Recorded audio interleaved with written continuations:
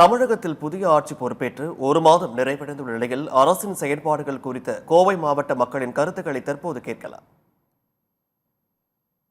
700 மதுக்கடைகள் ரோட்டோரத்தில் இருக்கிறது மெயினான ஏரியாலெல்லாம் சாத்தியிருக்காங்க.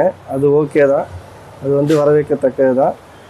பள்ளி குழந்தைகளுக்கு சாப்பாடு டிஎம்கே ஆட்சியில் என்ன பண்ணாங்களோ அதை கண்டினியூ பண்ணுறாங்க, அது ஓகே. இப்போ 1000 ரூபா போட்டிருக்காங்க. அதே மாதிரி 2500 ரூபாவும் அவங்க சொன்ன மாதிரி என்ன வாக்குறுதி கொடுத்தாங்களோ அதை விரிவாக்கணும்னு மக்கள்லாம் எதிர்பார்க்குறாங்க. இளைஞர்கள் வேலை வாய்ப்பு எதிர்பார்க்குறாங்க. அதுக்கப்புறம் போதை ஒழிப்பு, கஞ்சா அந்த மாதிரி இதுகளெல்லாம் கொஞ்சம் சீக்கிரமான நடவடிக்கை எடுத்து நல்லபடியாக பண்ணணும்னு நினைக்கிறேன்.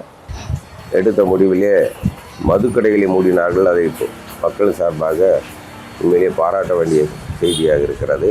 கற்பழி கூட்டங்கள் அதிகமாக இருந்தாலும் கூட நடவடிக்கை எடுக்கிறார்கள்.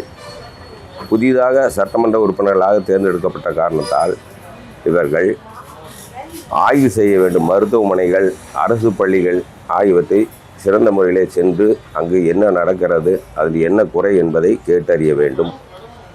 அதே போல் லஞ்சம் ஒழிப்போம் என்று சொல்லியிருக்கிறார்கள். அதற்கான அவர்கள் ஒவ்வொரு அலுவலகத்திலும் லஞ்ச ஒழிப்புத்துறையினுடைய மொபைல் நம்பரை பெரிதாக போட்டு மக்களுக்கு வெளிப்படுத்த வேண்டும். அமைஞ்சிருக்கக்கூடிய ஜோசப் ஆட்சி இருக்கக்கூடிய எம்எல்ஏக்களும் மந்திரிகளும் எல்லாமே அரசு அலுவலகத்தில் போய் எல்லாமே பார்க்குறாங்க, பிடிக்கிறாங்க. அது ஒரு பாராட்டப்பட வேண்டிய விஷயந்தான்.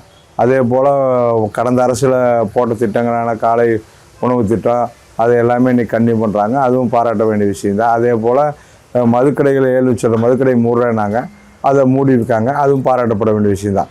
இனி ஃப்யூச்சரில் அவங்க எப்படி இருக்காங்கங்கிறது அவங்களுடைய செயல்பாடை பொறுத்து தான் சொல்ல முடியும். தவிர இந்த நிலைமைக்கு இன்றைக்கி வரைக்கும் அவங்களுடைய செயல்பாடுகள் பாராட்டப்பட வேண்டியதாக இருக்குது.